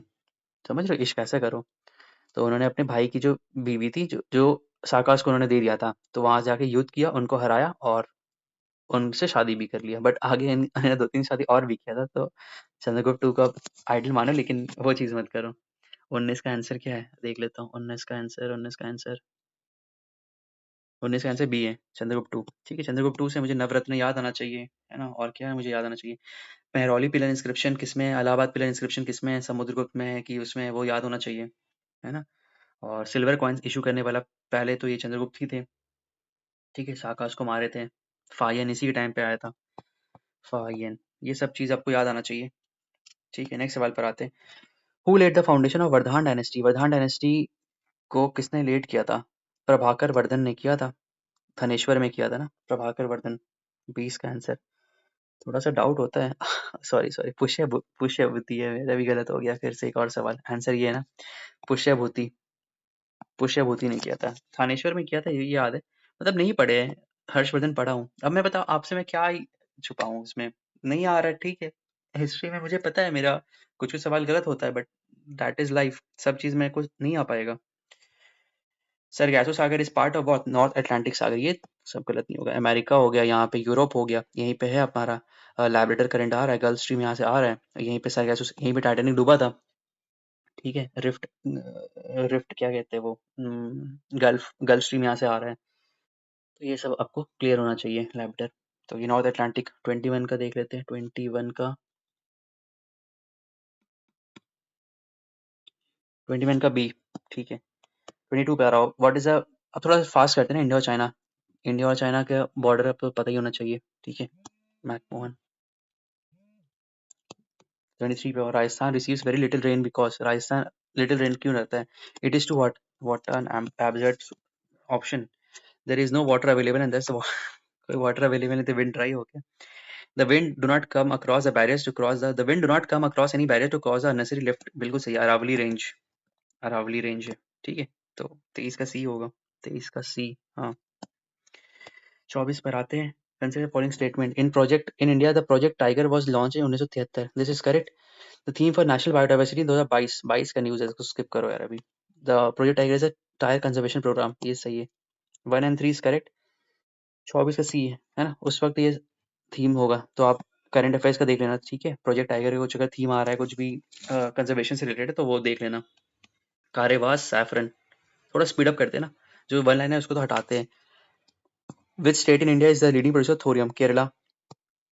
Bihar किस लिए आगे है? कौन से मिनरल के लिए? झारखंड किसके लिए? मध्य प्रदेश में कौन सा जगह है जहाँ मैंगनीज मिलता है? आप कमेंट सेक्शन में बताना।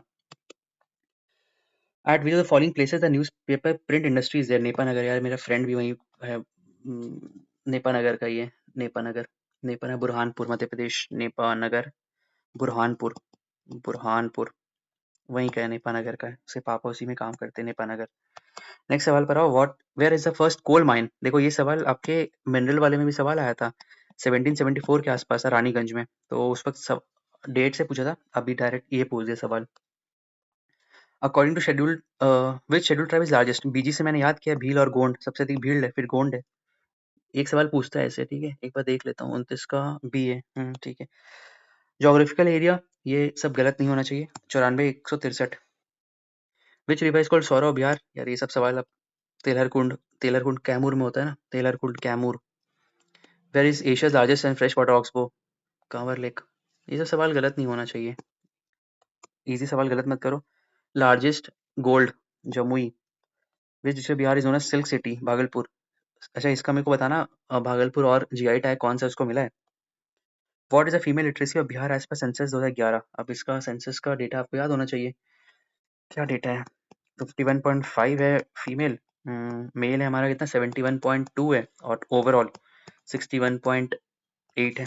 तो आंसर कितना होगा? 51.5। 36 का सी है। 37 पे आओ। Which is the chief heavenly body of solar system? Sun. 37 का ऑप्शन कहाँ गया? 37, 37, 37। यार एक तो इतना डिस्क्रीट वे में दिया हुआ है ना इसका सोल्यूशन। 37 सी, ठीक है। 38 का which element are abundant in the formation of interior layer of the earth? कौन सा है? NiFe, NiFe, nickel and iron. Which of the following postulated the concept of geographical cycle of erosion? No idea. I will skip this question. 39 का answer है ए, WM Davis. Mark कर लो आप, ठीक है। ये वाला सवाल देखो, एक मेरा मैंने स्किप जो किया ये वो वाला सवाल है। In which hemisphere roaring 40s, furious 50s and shrieking 60s are blowing? ये सदर्न हेमिस्फेयर में ब्लो करता है। 40। Generally how many sessions are there? 3 session होता है। Who is the chairman of first law commission and Settleward? ये सब तो facts है, वन लाइनर है। One nation one election is to be realise, देखो उस टाइम सवाल था, अभी भी इंपॉर्टेंट है। 83 है, 172 है, 356 है, तीनों है। 83 लोकसभा के बारे में कहते हैं 5 साल, 72 हो गया स्टेट लेजिस्लेटिव असेंबली, 356 हमारा प्रेसिडेंट रूल होता है। Which state does not have panchayat? Mizoram, Nagaland दोनों में तो नहीं है, केरला में है, मेघालय, तो मैं मुझे पता है इसमें नहीं है, वो यही है। ऑप्शन देख लेता हूँ। 44 का ई दिया है, ठीक है, मोर देन अबव ही होगा। नागालैंड, मिजोरम एंड नागालैंड तो मुझे पता था। The division of each state into territorial constituency of Lok Sabha is done by delimitation commission. This delimitation has been freezed till which year? 2026 तक freeze किया गया है इसको। The Supreme Court is a protector of human rights. Civil court, federal court नहीं है। ई तो नहीं जाऊंगा मैं, बी ही मारूंगा। प्रोटेक्टर ऑफ ह्यूमन राइट्स तो यार सुप्रीम कोर्ट क्या, हाई कोर्ट भी है, NHRC भी है। 46 का आंसर है ई दिया है इसने आंसर। प्रोटेक्टर ऑफ ह्यूमन, ठीक है यार, इसको जनरलाइज कर दिया है। प्रोटेक्टर ऑफ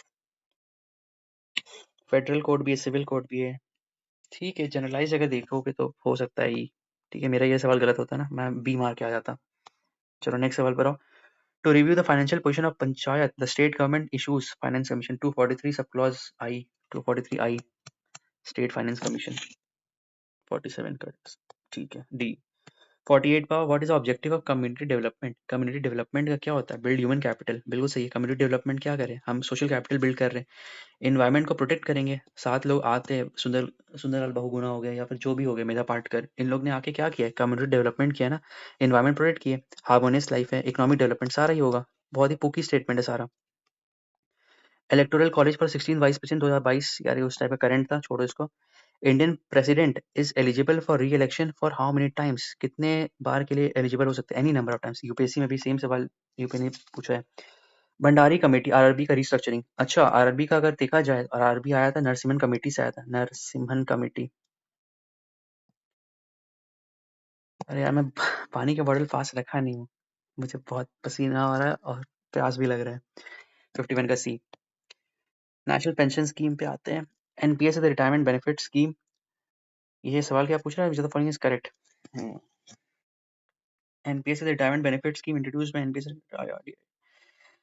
देखो ये तीनों में से तो कुछ एक ही सही होगा। रेगुलेटेड की बात सही भी क्यों करता है, ये काट दो। आईआरडीए इसके बारे में होता है ना, आईआरडीए का फुल फॉर्म होता है आईआरडीए के डेवलपमेंट से होता है ना। कमेंट में बताना आईआरडीए किसके लिए होता है, मुझे आइडिया नहीं लग रहा है। पेंशन फंड, यार ये तो सैलरी इसी से आता है अपना। विच of the following is not included in the priorities of budget 2023, उस टाइप का न्यूज है, छोड़ दो इसको। टैक्स जीडीपी रेशियो अभी भी काम का है, पढ़ना कितना है इंडिया का टैक्स जीडीपी रेशियो। शेयर ये भी उस टाइम में करंट है, इसको स्किप करो। फोर्थ एडवांस एस्टिमेट, ये बहुत इंपॉर्टेंट है, अभी का लेटेस्ट डेटा है, इसको देख लेना, ठीक है। वाइब्रेंट विलेज नॉर्थ ईस्ट वाले के लिए ना, बिहार के लिए क्यों होगा? डेवलपमेंट नॉर्थ, हाँ northern boundary. Started in the year 2017 में नहीं था, 21-22। कमेंट बताना कि 17 में तो नहीं था, 17 में तो अपन कॉलेज गए थे। 57 58 पे आओ। Choose the incorrect statement as per the economic survey of Bihar, अभी लेटेस्ट डेटा इसमें देखना, ठीक है। हाँ इसमें आओ। असेंडिंग लेवल ऑफ अर्बनाइजेशन, सबसे ज्यादा अर्बनाइजेशन असेंडिंग लेवल, छोटा से बड़ा, सबसे ऊपर तो पटना होगा, ये दोनों काट दो। नालंदा मुंगेर, सबसे कम मुंगेर फिर नालंदा, यही होगा। 59 का सी। देख लेता हूँ यार थोड़ा। 59 का डी, सबसे कम अरे यार क्या कर रहा हूँ मैं, मुंगेर तो ये होता है, ठीक है सॉरी। नालंदा मुंगेर पटना, गलत हो गया मेरा एक और सवाल, वापस देगा। 59 के डी, हाँ वही है, ये भी एक मेरा सवाल गलत हुआ। Fiscal deficit is expected to be dash of GSDP fiscal deficit, अभी लेटेस्ट डेटा देख लेना, ठीक है। सात निश्चय पार्ट 2 बहुत इंपॉर्टेंट है, मेंस में भी काम आता है ये वाला। Choose the correct order of the Bihar state district and descending order of per capita income, per capita income में डिसेंडिंग ऑर्डर में सबसे ज्यादा कौन है और सबसे कम कौन सा है, तो आपको बताना है। सबसे कम तो शिवहर का है ना, शिवहर सबसे आखिरी में होगा, यहीं पे शिवहर है बस। 63 पे आते हैं। व्हाट इज ट्रू अबाउट, अरे बाप रे यार ये एनएसएसओ का डेटा पढ़ लेना, आंसर मैं बता देता हूँ क्या है। 63 का आंसर है सी है, ठीक है, ये वाला आंसर है इसका। 64 का, विच of the following partly defines the micro enterprises in India, micro enterprises क्या होता है? इसका आंसर आयोग ने दिया डी। ये सब मेरे से मैं स्किप करने वाला हूँ सवाल, ये सब नहीं करूंगा। विच of the following is incorrect regarding the प्रधानमंत्री, हाँ ये सवाल मेरे काम का है ना, इनकरेक्ट पूछ रहे हैं। Repair and renovate water bodies, प्रधानमंत्री कृषि सिंचाई योजना, रिपेयर एंड रिनोवेट कर सकता है। कंस्ट्रक्शन रेन वाटर हार्वेस्टिंग बिल्कुल सही है, कृषि का बात सिंचाई का तो यही करता है। एनहांसिंग और रिचार्ज ये सही है। कंस्ट्रक्शन ऑफ वेल, भाई एमजी नरेगा वाले एम्प्लॉय क्या करेंगे फिर? क्या करूं मैं, मर जाऊं, मेरी कोई फीलिंग नहीं है। तो अड्डा कुत्ता टोमी, साडा कुत्ता कुत्ता। 65 का आंसर है A, right. Who successfully led the Bardoli satyagraha, Vallabh Bhai Patel. ये सब सवाल गलत होगा तो मैं पढ़ाना छोड़ दूंगा 66 का। एक सेकंड देखने दो यार, बात आ गई है मेरे। 66 डी सही है। Who among the following was not a member of cabinet mission sent to India in 1946? कौन नहीं थे? क्रिप्स थे, लॉरेंस थे, रामसे मैकडोनल्ड साहब नहीं थे। साहब क्यों बोल रहा हूँ मैंने? 67 का आंसर है A. In which year Gandhi Irwin pact, 5 March 1931। ये सब अब याद, ये सब तो मुझे याद होता है। In which session Congress pass complete independent resolution 1929, यहीं पे रावी नदी के तट पे जवाहर नेहरू ने झंडा फहराया था। रावी नदी से मुझे क्या याद आया? झेलम, चिनाब, रावी, बियास, सतलज। रावी मुझे बताओ क्या पाकिस्तान जाता है? क्या बियास पाकिस्तान जाता है? और बियास कहाँ पे मिलता है? वो बैरेज का नाम मुझे बताओ। ये अगर मुझे बता दियो तो मुझे बताओ सतलज का ओरिजिन कहाँ पे है, और सतलज इंडिया में कौन से पास के थ्रू एंट्री करता है, ये सब इंडियन ज्योग्राफी मैंने करा रखा है। 70 पर आओ। Subhash Chandra Bose renamed Indo Nicobar island as Swaraj island, Shaheed island, Swaraj island उन्होंने किया था, ठीक है। और मोदी जी ने बाद में फिर आके चेंज भी किया था। रॉस आइलैंड को उन्होंने नाम चेंज किया था नेताजी सुभाष चंद्र बोस। नील को शहीद शहीद आइलैंड और हैवलॉक को उन्होंने स्वराज किया था। Chauri Chaura incident UP. खुदीराम बोस ने मुजफ्फरपुर में मारा था किंग्सफोर्ट को। 72 का देख लेता हूँ। हाँ ठीक है, 73 में आज़ाद हस्ता तो यार सिंपल है। JP who portfolio of who was allotted a portfolio labour Jagjivan Ram. FO तो इनका पता था, इन लोग तो थे भी नहीं। 1942 on the occasion of which festival JP Narayan escaped from Hazaribagh jail. Hazaribagh jail से इससे गए थे वो दीपावली। ये सब सवाल देखो पेट सवाल है, हर साल पूछता है। Rajendra Prasad was elected as the chairman of constituent assembly in 9 December 1946 को सचिदानंद सिन्हा जी थे और उसके 2 दिन के बाद इनको मिल गया था चार्ज, तो ये वाला होगा answer. Who is known as a frontier Gandhi? Khan Abdul Ghaffar Khan. देखो थोड़ा तेज इसीलिए बैठ रहा हूँ क्योंकि पानी पसीने से पूरा लथपथ हो गया, फैन चलाया नहीं हूँ, पानी पिया नहीं हूँ, थोड़ा सा हो रहा है, बट आप आंसर समझ रहे हो ना आप, क्योंकि ये तो हिस्ट्री आप लोगों का स्ट्रांग होगा। रानी की झांसी क्या है, इसमें बताऊं, ग्वालियर में मरी थी वो। Who has said about Bengal partition the partition announcement fell like a bombshell? ये मुझे बिल्कुल नहीं पता, आंसर बता देता हूँ इसका। 79 का आंसर है। Where is it? 79 का आंसर है डी। पता नहीं, इसका नोट्स मैं आज भेज दूंगा, आप कैसे मैं बनाऊंगा आपको वो भेज दूंगा 1 पेजर। सरदार उधम सिंह, इन्होंने आया था माइकल ओडायर को, ये मूवी देखना, अच्छा मूवी है। विद दिस आई गेस सारा सवाल हमने कर लिया, 1 से लेकर अगर हम देखा जाए तो सारा हो गया। प्लीज और कुछ सवाल ना हो, ये तो हो गया। हाँ ठीक है, ये सब सवाल देखो करंट अफेयर्स का ही है। करंट अफेयर्स आप एक बार देख लेना, मैं इसको एनोटेड पीडीएफ को डाल दूंगा ग्रुप पे, ठीक है, आप एक बार देख लेना। सेम करंट अफेयर्स का सवाल है, तो ये अभी कराने का कोई मतलब है नहीं, इसको आप एक बार देख लेना। चलो with this we have completed our 67th re exam paper. अच्छे से एनालाइज करो, देखो मैं इसमें क्या क्या गलती किया हूँ, आपको वो गलती नहीं करना है, और आप कैसे स्कोर को इजाफा कर सकते हो। Concept clear? Thank you so much for listening to me, for bearing my rants, और thank you so much. 3000 subscriber हम लोग पूरा कर गए and we are going touch wood बहुत अच्छा वे में जा रहे। कभी इमेजिन नहीं किया था, एक मतलब छोटा सा शहर का ही लड़का, मतलब इट्स रियली एक ग्रैटिट्यूड भी है, एक मतलब एक सपना की तरह जी भी रहा हूँ कि यार इतना ज़्यादा चीज़ें मिल रहा है। सो आई जस्ट विश कि जो चीज़ ट्रस्ट आप लोग ने दिया है वो चीज़ को हम लोग आगे भी लेके जा सकें। With this let's meet in the next video, तब तक के लिए खुश रहिए, मुस्कुराते रहिए, जय हिंद।